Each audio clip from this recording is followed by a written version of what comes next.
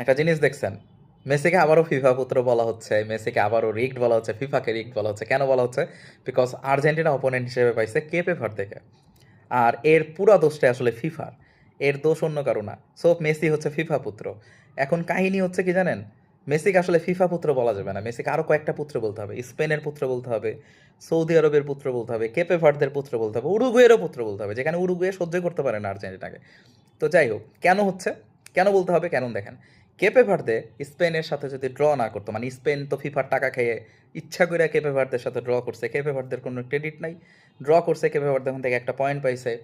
তারপরে কেপে ভার্দের খেলা হইলো উরুগুয়ের সাথে, উরুগুয়ের সাথে কেপে ভার্দে ড্র করে ফেলছে।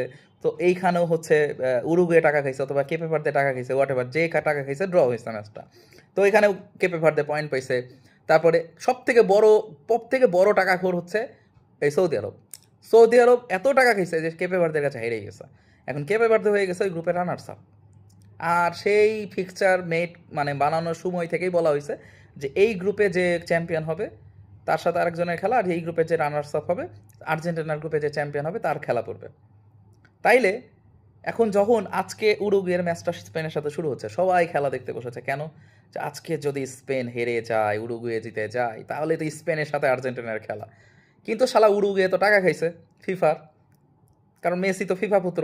আর ফিফা এই জন্য উরুগুয়েকে টাকা দিছে, এই তোমরা হেরে যাবা। আর ওরা হেরে গেছে, লাল কার্ড খাইছে, হেরে গেছে, লাস্ট মুহূর্তে লাল কার্ড খাইছে, হেরে গেছে। দিয়ে এখন উরুগুয়ে বাদ হয়ে গেছে বিশ্বকাপ থেকে। তো কত বড় স্যাক্রিফাইস, কত বড় মেসি পুত্র উরুগুয়ের, যে মেসি হচ্ছে বাদ হয়ে গেছে, মেসির কারণে উরুগুয়ে বাদ হয়ে গেছে ওয়ার্ল্ড কাপ থেকে। কেপে ভার্দে সবগুলো ম্যাচ মেসির জন্য তারা শুধু ড্র করছে, জিতছে, দিয়ে গ্রুপ রানার্স আপ হয়ে গেছে। আর এই কারণে আর্জেন্টিনার সাথে এখন কেপে ভার্দের খেলা পড়ছে, যার জন্য Argentina rig, FIFA rig, Messi হচ্ছে ফিফা পুত্র। স্পেন কেন জিতলো? স্পেন কেপে ভার্দের সাথে ড্র করছে, ঠিক আছে। স্পেন কেন হচ্ছে উরুগুয়ের সাথে জিততে হবে? উরুগুয়ের সাথে হেরে গেলে তো আর্জেন্টিনার সাথে খেলা পড়ে। কিন্তু ওই যে স্পেন, স্পেন তো স্পেনেরও পুত্র তো মেসি, তাই না? এই জন্য স্পেনের সাথে হচ্ছে ইয়ে করছে ওই স্পেন হচ্ছে উরুগুয়ের সাথে জিতে গেছে, যার জন্য এখন স্পেনের সাথে আর্জেন্টিনার খেলা পড়ে নাই। এইটা নিয়ে এখন সবার মাথা ব্যথা শুরু হয়ে গেছে। কেপে ভার্দেকে আর্জেন্টিনা কেমনে পাইতে পারে? কেপে ভার্দে কেন অপোনেন্ট হবে? অথচ এইটা কেউ বলতেছে না যে রোনালদোর যে গ্রুপটা আছে, মানে পর্তুগালের যে গ্রুপটা আছে, পর্তুগাল যদি গ্রুপ চ্যাম্পিয়ন হয় তারা পাবে অন্য একটা গ্রুপের থার্ড দলকে। কিন্তু গ্রুপ রানার্স আপ যদি হয় তাহলেও তারা আর এক গ্রুপের রানার্স আপকেই পাবে, তারা চ্যাম্পিয়নকে কখনোই ফেস করবে না। কিন্তু আর্জেন্টিনার গ্রুপে যদি আর্জেন্টিনা রানার্স আপ হয়, তাহলে অন্য একটা গ্রুপের মানে স্পেনকে ফেস করা লাগতো চ্যাম্পিয়নকে। আর যদি রানার্স আপ, যেহেতু চ্যাম্পিয়ন হচ্ছে আর্জেন্টিনা, তাতেও আর্জেন্টিনা সেকেন্ড দলকে ফেস করতেছে, মানে চ্যাম্পিয়ন হওয়ার যে বেনিফিট আর্জেন্টিনা সেটা পাচ্ছে না।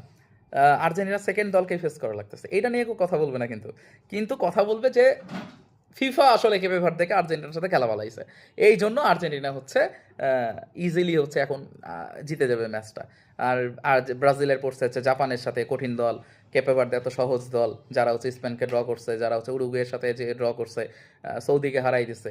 তো আসলে আসলে আমি আপনাদের সাথে একমত যে ফিফা রিগড, মেসি হচ্ছে ফিফা পুত্র। এই জন্য মেসিকে এখন থেকে ফিফা পুত্রের পাশাপাশি উরুগুয়ের পুত্র, স্পেনের পুত্র, তারপরে কেপে ভার্দের পুত্র, সৌদি আরবের বড় পুত্র, এগুলা বানাই দেবেন, ঠিক আছে? এগুলো বলবেন, তাহলে ভালো লাগবে।